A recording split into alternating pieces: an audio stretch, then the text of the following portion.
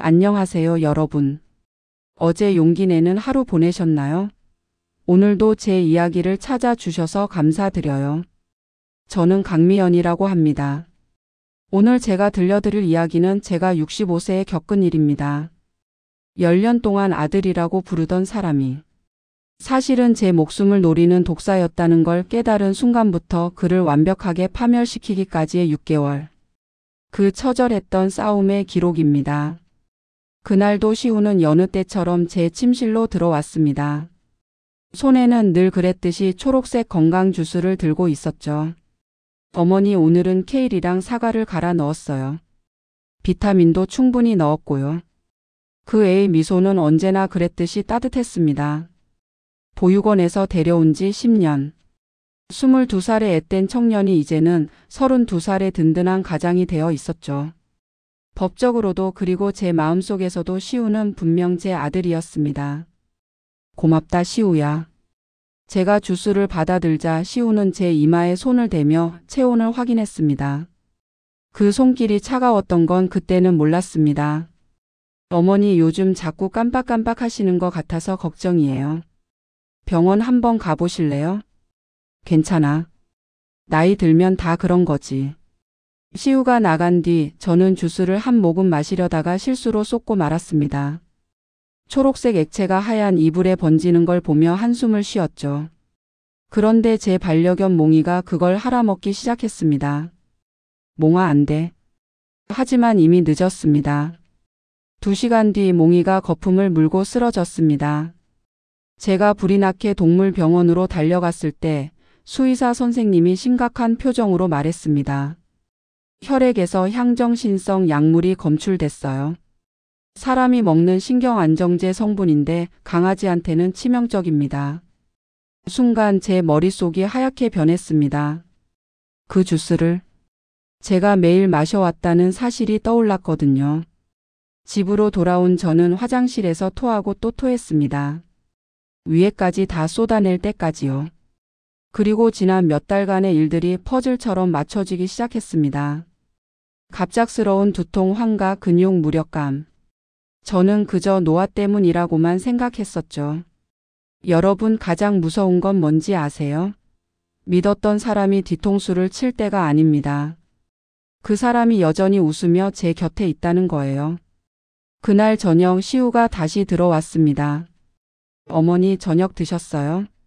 제가 죽 끓여 드릴게요. 시우야. 네, 어머니. 넌 정말 날 사랑하니? 시우가 잠시 멈칫했습니다. 그리고는 제 손을 잡으며 말했죠. 당연하죠. 어머니는 제 생명의 은인이에요.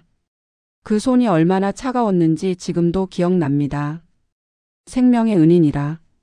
맞는 말이었죠. 제가 그를 보육원에서 데려오지 않았다면 그는 지금쯤 어떤 삶을 살고 있었을까요? 저는 그날부터 연기를 시작했습니다. 더 아픈 척, 더 혼란스러운 척. 시우가 원하는 대로 무너져가는 노인을 연기했죠. 시우야, 내가 요즘 자꾸 깜빡해. 통장 비밀번호가 뭐였더라? 어머니, 제가 관리해 드릴게요. 걱정하지 마세요. 시우의 눈이 반짝였습니다. 탐욕의 빛이었죠. 저는 그 빛을 똑똑히 기억해뒀습니다. 다음 날 시우가 회사에 간 사이 저는 움직였습니다. 침실 구석, 거실 화분 뒤, 주방 선반 위. 초소형 카메라를 설치했죠. 제 손이 떨렸지만 멈출 수 없었습니다. 카메라가 포착한 첫 번째 영상은 충격적이었습니다. 새벽 3시 시우가 제 방에 들어와 제가 잠든 걸 확인하더니 서랍을 뒤지기 시작했어요. 인감 도장을 찾고 있었죠. 에이, 이 노인네가 어디 숨겨놨나. 그가 중얼거리는 목소리가 녹음됐습니다. 노인네라. 제가 10년간 아들이라고 부른 사람의 진짜 목소리였습니다. 여러분은 어떠셨을까요? 키운 자식이 등 뒤에서 칼을 갈고 있다는 걸 알게 된다면? 저는 울지 않았습니다. 대신 더 많은 증거를 모으기 시작했죠. 시우가 버린 쓰레기 봉투를 새벽에 뒤졌습니다. 찢어진 처방전이 나왔어요. 정신과 약물이었죠. 제 이름으로 처방받은 약인데 저는 정신과에 간 적이 없었습니다. 휠체어 손잡이 밑에 녹음기를 설치한 건 정말 잘한 일이었어요. 시우가 저를 데리고 산책을 나갔을 때 그가 누군가와 통화하는 소리가 녹음됐거든요. 응, 조금만 더 기다려. 이 노인네가 완전히 맛이 가면 바로 요양원에 처박고 재단 넘길 거야. 우리 둘이서 해외 나가서 편하게 살자. 여자 목소리도 들렸습니다. 오빠 확실한 거지? 들키면 안 돼. 걱정 마. 치매 진단서도 다 준비해뒀어. 의사도 매수했고. 제 심장이 얼마나 빨리 뛰었는지 아세요? 하지만 저는 꾹 참고 잠든 척했습니다.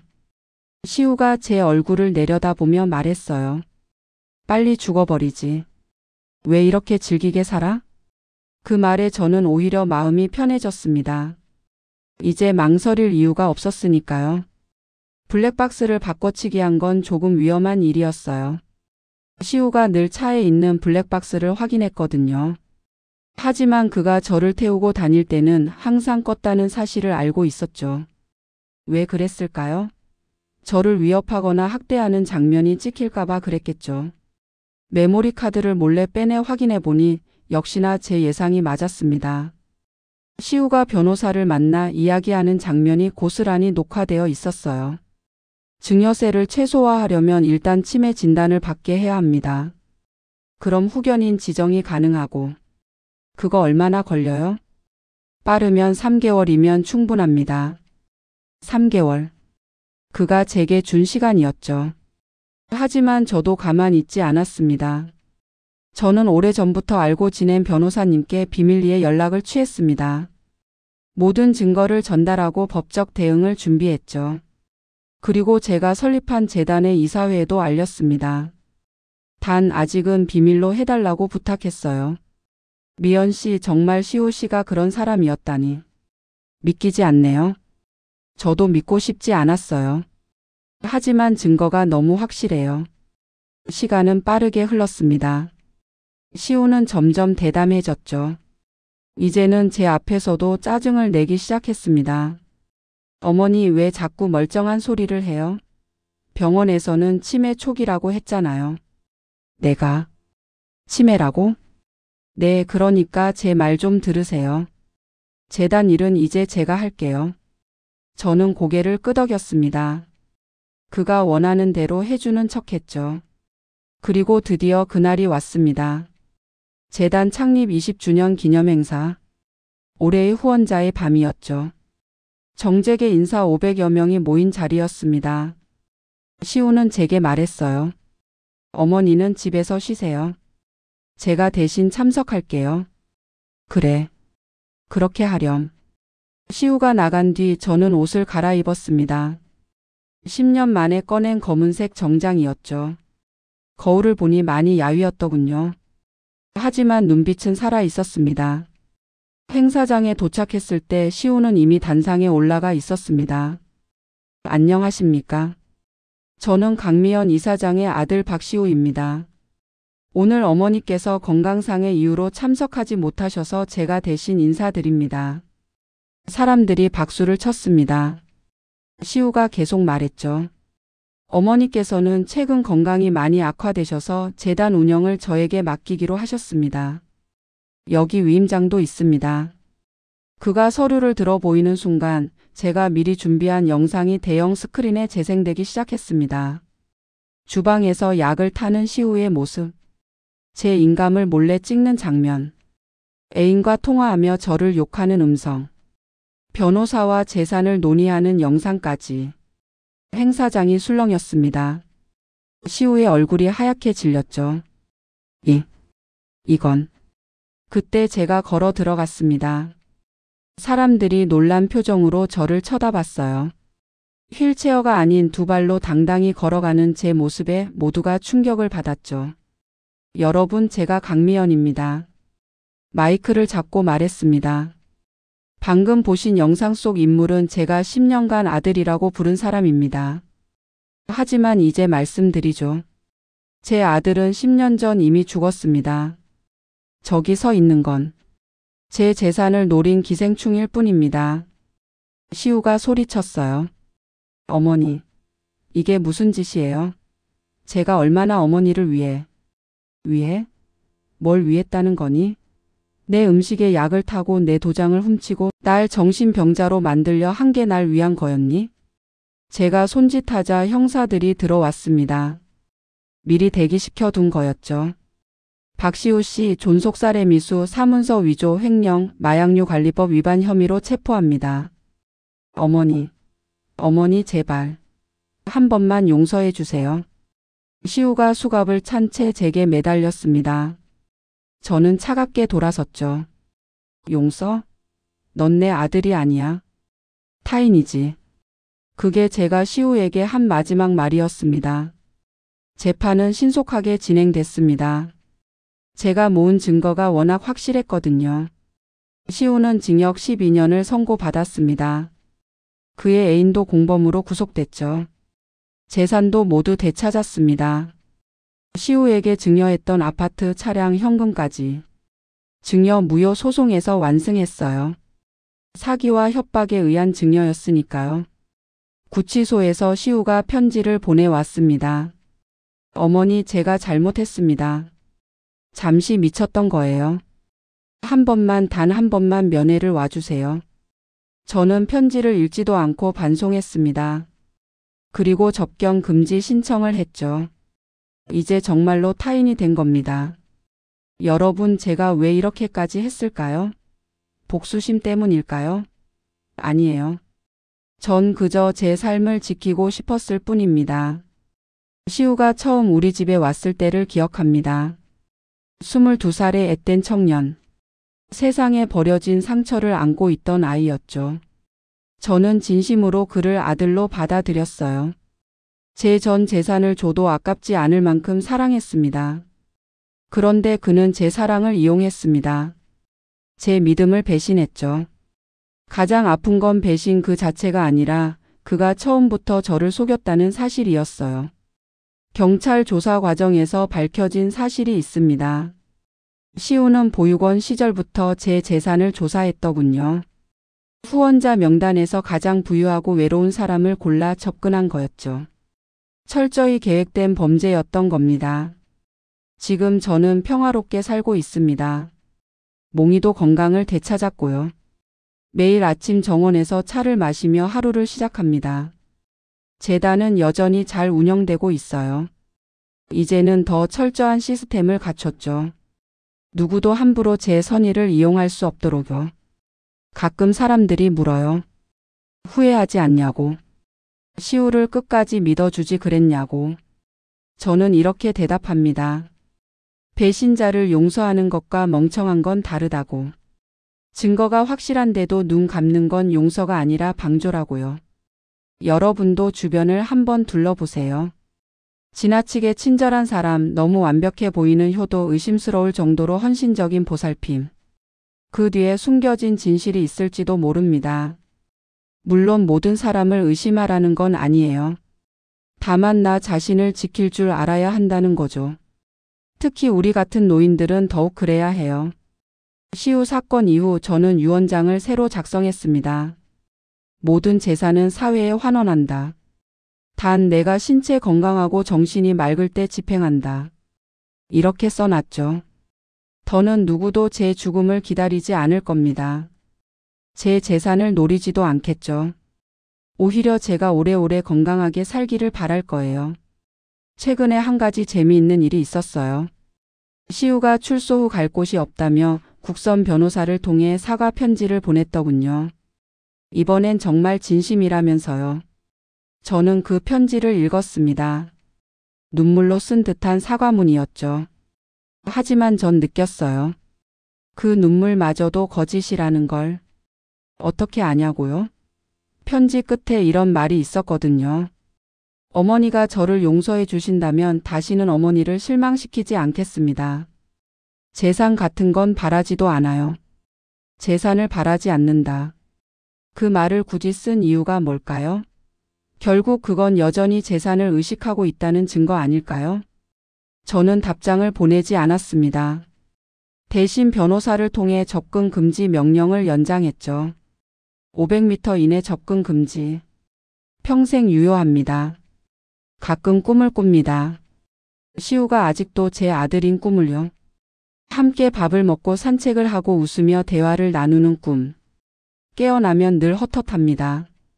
하지만 후회하지 않아요. 진짜와 가짜를 구별하는 능력. 그게 바로 지혜 아닐까요?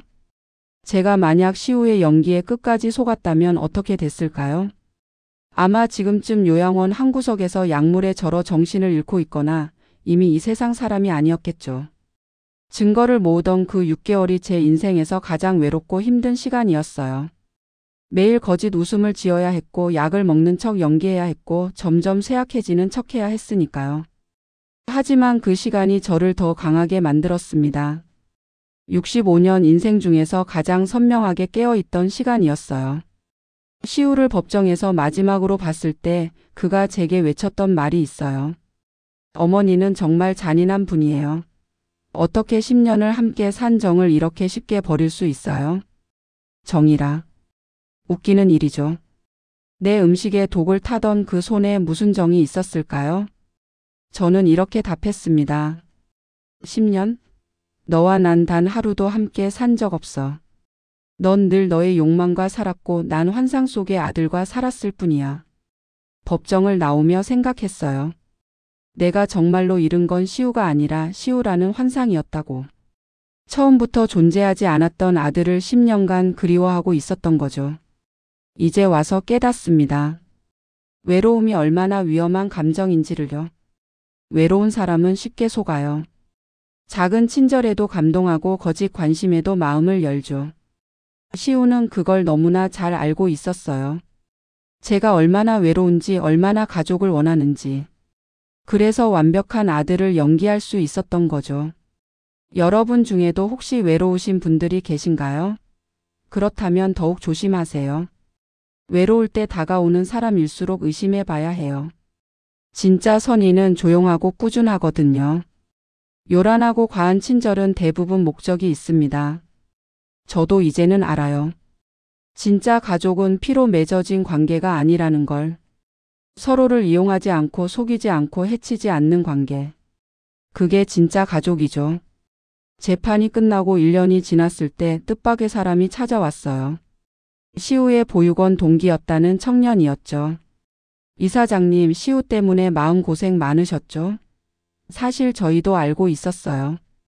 걔가 처음부터 이사장님 재산을 노렸다는 걸요. 왜 말하지 않았어요? 무서웠어요.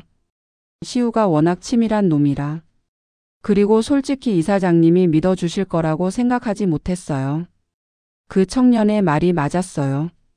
만약 누군가 일찍 제게 경고했더라도 전 믿지 않았을 거예요. 시우를 너무 사랑했으니까요. 사랑이 눈을 멀게 한다는 말 정말 맞는 말이에요. 하지만 그 사랑이 가짜라는 걸 깨달았을 때는 가차없이 버릴 수 있어야 해요. 그게 자기 자신을 사랑하는 방법이니까요. 요즘 저는 새로운 일을 시작했어요. 독거노인 보호 프로그램이죠. 혼자 사는 어르신들을 정기적으로 방문하고 이상한 징후가 있으면 즉시 신고하는 시스템이에요. 특히 갑자기 나타난 효자, 효녀가 있는 경우 더욱 주의 깊게 관찰합니다. 재산 서류를 요구하거나 약을 먹이거나 고립시키려는 시도가 있으면 바로 개입하죠. 작년 한 해만 해도 23건의 노인 학대를 발견했어요. 그중 18건이 가족이나 가까운 사람에 의한 것이었죠. 충격적이지 않나요? 우리 사회가 얼마나 많은 시우들을 키워내고 있는지 보여주는 숫자예요. 그들은 모두 친절한 얼굴로 다가옵니다. 헌신적으로 보살피는 척하면서 서서히 목을 조여오죠. 제가 시우 사건을 공개한 이유도 그래서예요. 부끄럽지 않냐고요? 전혀요. 오히려 자랑스럽습니다. 속았다가 깨어났고 반격했고 승리했으니까요. 침묵은 가해자만 보호할 뿐이에요. 피해자가 목소리를 내야 다른 피해자들도 용기를 얻습니다. 실제로 제 사건이 언론에 보도된 후 비슷한 피해를 당하고 있던 어르신 수십 명이 신고했다고 해요. 그분들도 이제는 자유를 되찾았죠. 물론 모든 게 완벽하게 회복된 건 아니에요. 때로는 여전히 악몽을 꾸고 사람을 쉽게 믿지 못하게 됐죠. 하지만 그것도 괜찮아요. 상처는 흉터를 남기지만 그 흉터가 우리를 더 강하게 만드니까요. 최근에 한 기자가 물었어요. 시우를 용서할 마음이 조금이라도 있냐고. 저는 이렇게 답했습니다. 용서는 반성하는 사람에게 주는 선물이에요. 연기하는 사람에게 줄 용서는 없습니다. 시우는 지금도 감옥에서 연기하고 있을 거예요. 모범수가 되어 감형을 받으려고 애쓰겠죠. 출소하면 또 다른 외로운 노인을 찾아갈지도 모릅니다. 그래서 저는 시우의 수법을 상세히 기록해서 경찰에 제출했어요. 다시는 같은 수법으로 누군가를 속이지 못하도록요. 여러분 혹시 지금 이상한 일을 겪고 계신가요? 갑자기 나타난 친절한 사람이 있나요? 이유 없이 베푸는 호의를 받고 계신가요? 그렇다면 한 번쯤 의심해 보세요. 왜 하필 나에게 친절한지 무엇을 원하는지. 순수한 호의는 대가를 바라지 않지만 계산된 친절은 반드시 목적이 있습니다. 제가 마지막으로 당부드리고 싶은 건 이거예요. 여러분의 재산, 여러분의 건강, 여러분의 삶을 지키세요. 그 누구도 설령 가족이라 해도 함부로 빼앗아갈 권리는 없습니다. 나이가 들었다고 힘이 없다고 혼자라고 해서 당하고만 있을 필요 없어요. 우리에겐 지혜가 있고 법이 있고 서로가 있습니다. 이제 정말 마무리할 시간이네요. 여러분이 저였다면 그 순간 어떤 선택을 하셨을까요? 댓글로 지혜를 나눠주세요. 마지막으로 오늘 제 이야기를 들어주셔서 정말 감사드려요. 앞으로도 제 경험이 누군가에게는 위로가, 누군가에게는 경고가 되길 바랍니다. 여러분 용기 내서 행복하세요.